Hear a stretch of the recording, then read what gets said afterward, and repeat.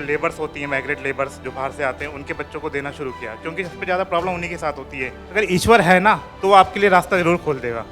मुझे भी नहीं पता ये डेली कैसे होता है, 350-400 बच्चों को मैं कैसे खाना खिला देता हूँ।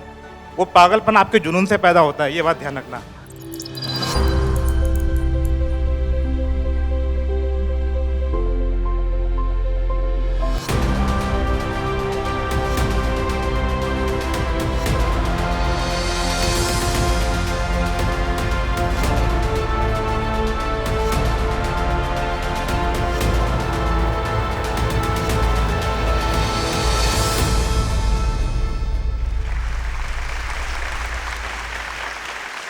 मेरा नाम करमवीर सिंह है और मैं सबसे पहले बता दूं कि मैं बाय प्रोफेशन एक अकाउंटेंट हूं, बीएससी सिमना पावर लिमिटेड में। 9 to 5:30 जॉब करते हैं, सब करते हैं, मैं भी करता हूं। लेकिन उसके बाद क्या करते हैं हम? ज़्यादातर लोगों को अपनी फैमिली के पास जाना होता है या फ्रेंड्स में एंजॉय करना होता है। लेकिन मैंने इसको थोड़ा सा अलग तरीके से अपनी लाइफ को थोड़ा सा बनाने की कोशिश की है। आज से लगभग 2 साल पहले एक घटना घटी थी। ईस्ट दिल्ली में एक स्लम है, छोटा सा इलाका मंडावली, आप सबने शायद सुना होगा। उस मंडावली में 3 बच्चे भूख से मर गए थे। शायद आप लोगों ने वो न्यूज़ पढ़ी होगी। नहीं पढ़ी, क्योंकि उस टाइम प्राइम मिनिस्टर ज़्यादातर बाहर जाते आते थे, तो मेन खबर वही होती थी। उसके नीचे एक छोटे से कॉलम में वो आती थी खबर। मैं किसी को क्रिटिसाइज़ नहीं कर रहा, पॉलिटिकल को, लेकिन वो मेन खबर होती थी कि वो बाहर जा रहे हैं, आ रहे हैं, यहाँ पे ये डील हो रहा है, राफेल चल रहा है, बहुत सारी चीज़ें होती थी। लेकिन वो खबर उस खबरों के बीच में वो दबके रह गई। लगभग महीना भर उस खबर को उस जो खबर थी, मैंने उसको कवर किया। पर्सनली उन बच्चों के घर भी गया।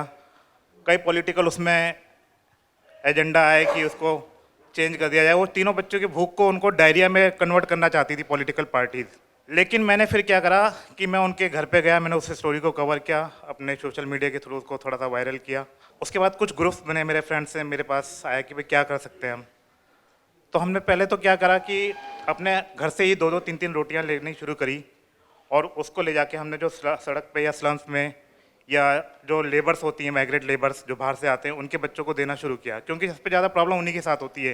आज ठेकेदार ने पैसे नहीं दिए, कल देगा, काम नहीं हुआ, पीछे से पैसा नहीं आया, रिलीज़ नहीं हुआ, तो बच्चे वो उनके भूखे रह जाते हैं, या मिलता है तो बहुत कम मात्रा में मिलता है, जिससे कि उनके बच्चों को एक कुपोषण, जो एक बीमारी आप कहते हैं, वो बीमारी नहीं, वो एक समस्या है अगर आप लोग समझें तो। अगर भरपेट खाना नहीं बनेगा तो बच्चा कुपोषण का शिकार होगा, डेथ भी हो सकती है। उसके बाद धीरे धीरे हमने उसको कन्वर्ट करना शुरू किया, ले जाके फूड को देना शुरू किया। 1-1.5 साल तक ऐसे ही चलता रहा। लास्ट नवंबर में रेक्स आई कॉन्गो, यूनाइटेड नेशन का एक कॉन्फेडरेशन है, वहाँ से मुझे एक अवार्ड मिला। मैं जिस कंपनी में काम करता हूँ वो भी लोग मुझे देखते थे। जब वो मुझे 1-1.5 साल बाद कंटिन्यू काम करने के बाद जब वो मुझे अवार्ड मिला, उसके बाद मेरे सीईओ को पता लगा कि हाँ ऐसा कुछ काम हो रहा है कंपनी में। उन्होंने मुझे बुलाया, कहने लगे कि भैया आप भी क्या करते हो। मैंने उनको समझाया इस तरीके से हम करते हैं। उन्होंने कंपनी से मेरा अपना जो कैंटीन था वहाँ से टाई अप किया। वहाँ से लगभग मुझे 100-150 बच्चों का खाना मिलना डेली शुरू हुआ। वो 150 बच्चों का खाना मैं ले जाके, जो बेगर्स हैं, चाइल्ड बेगर्स, शायद कोई शीशा भी नीचे नहीं करता रेड लाइट पे, नहीं करता होगा सर, मुझे मालूम है। लेकिन एक बार आप पूछें उससे, एक बार शीशा नीचे करके, बेटा तुझे प्रॉब्लम क्या है, वो सीधा कहेगा मुझे भूख लगी है या मुझे खाना खाना है। तो आप पैसे मत दीजिए, पैकेट्स में बिस्कुट ले जाइए, कुछ करिए, या अगर नहीं कर सकते तो एक बार पूछे तो सही, बेटा तुझे क्या प्रॉब्लम है। ये सारा माफिया के थ्रू होता है, सब जानते हैं, एवरीबडी नोज। हम इसमें ज़्यादा जाना भी नहीं चाहते थे, क्योंकि बहुत सारी चीज़ें होती हैं, आप माफिया है, उनके पेरेंट्स हैं, बहुत सारी चीज़ें हैं।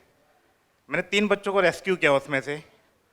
उन 3 बच्चों को मैंने भीख मांगना बंद कराया, डेली खाना देता हूँ आज भी उनको। उनका मैंने लास्ट ईयर अप्रैल में एडमिशन कराया स्कूल में, नॉन डॉक्यूमेंटेशन था, फिर भी उनको मैंने क्लास में अटेंड करवाया गवर्नमेंट स्कूल्स में, एमसीडी स्कूल में। और अभी भी वो चल ही रहे हैं बच्चे, आज भी वो बच्चे, हम अभी एक प्रेजेंटेशन शायद वो दिखाएंगे अभी, उसमें देखेंगे। मैं एक फुटपाथ है, उस फुटपाथ पे हम उन बच्चों को पढ़ाते भी हैं डेली। और अभी शायद वो, और एक भी दिन मिसिंग नहीं होता। मेरे वाइफ की कज़न ब्रदर की आज मैरिज है, 3 दिन से वो वहीं पे हैं, लेकिन वो वहाँ पे होंगे। मुझे यहाँ 9 बजे आना था, लेकिन मैं अपनी एक्टिविटी करके यहाँ आया हूँ 12:30 बजे। मैं एक भी दिन मिस नहीं करता सर, होली, दिवाली, बरसात, सर्दी, गर्मी, कुछ भी हो, लेकिन मैं उसको मिस नहीं करता। अभी से आप पागलपन भी कह सकते हैं लेकिन वो जो पागलपन है ना सर, वो पागलपन आपके जुनून से पैदा होता है, ये बात ध्यान रखना। और मैं चाहता हूँ कि वो पागलपन मेरा बना रहे जब तक मैं जिंदा हूँ तब तक। आज मैं लगभग 350 बच्चों को खाना खिलाता हूँ डेली। 5:30 बजे के बाद वो खाना मैं कलेक्ट करता हूँ। खाना कलेक्ट करने के बाद 3 लोकेशन है, उन 3 लोकेशन पे मैं जाता हूँ। कुछ चाइल्ड लेबर्स हैं, कुछ बैगर्स हैं, कुछ स्लम्स के बच्चे हैं। आप पहले ये प्रेजेंटेशन एक बार देख लीजिए प्लीज़।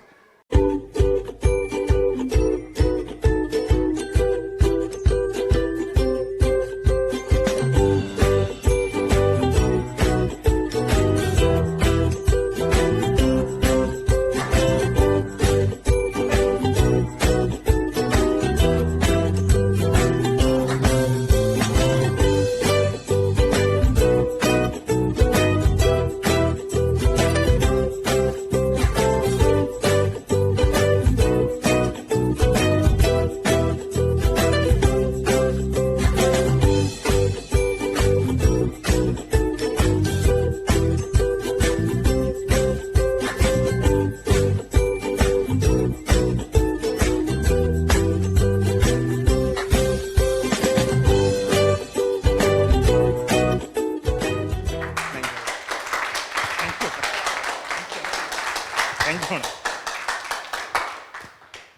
फिर कहीं से कॉल आया कि जी हम चावल देना चाहते हैं हर महीने। वहाँ से मुझे चावल आने लगा। उस चावल को मैंने अपनी कैंटीन में ही दिया। वहाँ से मुझे 100 बच्चों की लगभग खिचड़ी भी मिलने लगी। तो आज की डेट में वो लगभग 350 बच्चों का हो गया। फिर उन्होंने मुझे अपने CSR से रिलेट करना चाहा, मेरी कंपनी के CSR से, और भी कंपनीज के CSR से मुझे रिलेट किया। लेकिन हमारे साथ एक प्रॉब्लम क्या थी सर, शायद मैडम जानते होंगे, ATG का एक सर्टिफिकेट है और एक क्या कहते हैं ऑडिटेड बैलेंस शीट चाहिए, ये चाहिए, वो चाहिए, बहुत सारे डॉक्यूमेंटेशन होते हैं। मुझे बड़ा एम्बेरस फील हुआ कि ये सब क्या है, मुझे भी नहीं मालूम था ATG क्या होता है। फिर मेरे दिमाग में एक बात आई कि भाई गुरु नानक साहब जी, महात्मा बुद्ध जी, साईं बाबा, विवेकानंद जी, डॉक्टर कलाम सर, मैं थोड़ा इमोशनल हूँ डॉक्टर कलाम सर के लिए। उनका एक सपना था कि 2020 तक हर बच्चा स्कूल जाना चाहिए, लेकिन हम कहाँ हैं सबको पता है। कोई सपना पूरा नहीं हुआ, कोई गवर्नमेंट कुछ नहीं करती। लेकिन मैं छोटा सा प्रयास कर रहा हूँ, शायद वो सफल हो या असफल हो मुझे नहीं मालूम। ये जिनका भी मैंने नाम लिए, इनके पास कोई ATG का सर्टिफिकेट नहीं था। साईं बाबा कोई ATG का सर्टिफिकेट लेके काम नहीं करते थे, काम वो भी यही करते थे। गुरु नानक देव जी भी यही काम करते थे। महात्मा बुद्ध भी पूरे वर्ल्ड में जाने जाते हैं, यही काम करते थे। कोई ऑडिटेड बैलेंस शीट नहीं थी मैडम उनके पास, लेकिन सारी दुनिया जानती है। तो ये जो हमारे यहाँ खेल चल रहे हैं ना मैडम, ये फंड रेजिंग, मैं किसी को क्रिटिसाइज नहीं करना चाहता, सॉरी अगर किसी को बुरा लगे तो। अगर ईश्वर, मैडम की बात है, अगर ईश्वर है ना तो वो आपके लिए रास्ता जरूर खोल देगा। मुझे भी नहीं पता ये डेली कैसे होता है।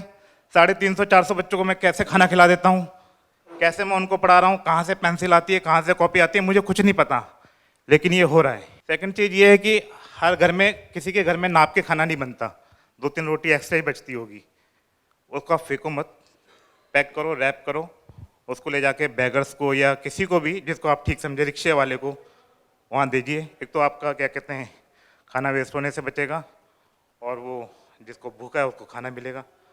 इतना छोटा सा ही काम करता हूँ मैं, बाकी और कुछ नहीं करता जी। Thank you so much.